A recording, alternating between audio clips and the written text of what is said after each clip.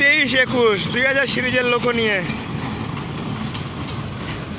চলে আসলো Ramna Bazar to Parbatipur local train.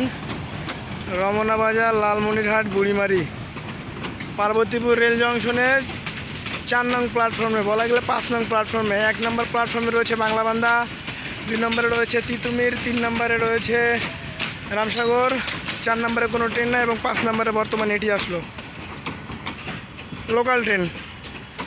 পরবর্তী রেল স্টেশন হয়তো দিনাজপুর পড়বে, দিনাজপুরের দিক যাবে। এখন সামনের দিক যাই। এইমাত্র আমেরিকান জায়েন্ট রাজশাহী থেকে ছেড়ে আসা আপ তিতুমির এক্সপ্রেসের 66-40 লোকো ছিল এবং সেই 66-40 লোকো পরিবর্তন করে বর্তমানে আপ তিতুমির এক্সপ্রেসের WDM3 65-32 লোকো লাগানো হলো বর্তমানে এখনই।